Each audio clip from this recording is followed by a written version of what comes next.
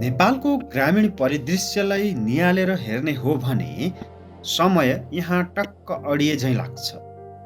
21औं शताब्दीको यो दौडमा पनि हाम्रा कैयौँ गाउँ बस्तीहरू देख्दा लाग्छ हामी अझै 17औं वा 18औं शताब्दीकै कठोर जीवन बाँचिरहेका छौँ। प्रकृतिको सुन्दरताले त मन लोभ्याउँछ, तर त्यसभित्र लुकेको तितो यथार्थ फरक छ। यहाँको गरिबी, शिक्षाको कमजोर अवस्था र विकासका सूचकाङ्कहरू हेर्दा हामी अझै निकै पुछारमा छौँ।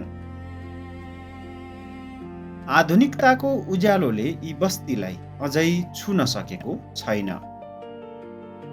यहाँको सामाजिक खाडल यति गहिरो छ कि कल्पना गर्न पनि गाह्रो हुन्छ। एकातिर यस्ता नागरिक छन् जसलाई बिहान बेलुकाको छाक टार्न र शरीर ढाक्ने लुगा जुटाउन समेत धौधौ पर्छ।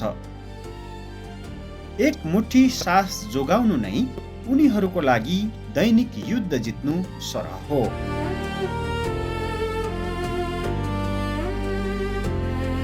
तर विडम्बना, त्यही समाजमा अर्को एउटा तबका पनि छ जो शक्ति केन्द्रको नजिक छ, जसको पहुँच नीति र निर्माणमा छ। यिनै निमुखा जनताको गरिबीलाई भर्याङ बनाएर उनीहरूकै नाममा राजनीति गरेर एउटा सानो समूह भने विलासी र आरामदायी जीवन बिताइरहेको छ।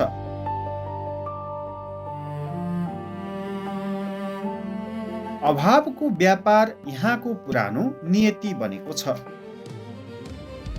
राजनीति केवल सत्ता परिवर्तन र कुर्सीको हेरफेर मात्र हुन हुँदैन। अबको राजनीति परिवर्तनले यी सुदूर बस्तीहरूमा आशाको दियो बाल्न सक्नुपर्छ।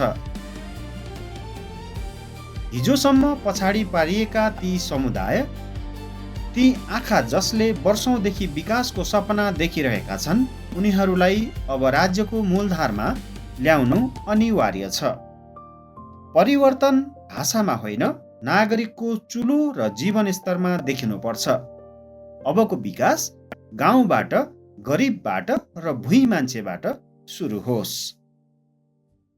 यदि तपाईलाई यो भिडियो मन पर्यो भने लाइक तथा शेयर गरिदिनुहोस्। थप रोचक सामग्रीका लागि हाम्रो च्यानललाई सब्स्क्राइब गर्न नबिर्सनुहोस्। बेल आइकन थिच्नुहोस् ताकि कुनै अपडेट छुट्ने छैन। हेर्नुभएकोमा धन्यवाद।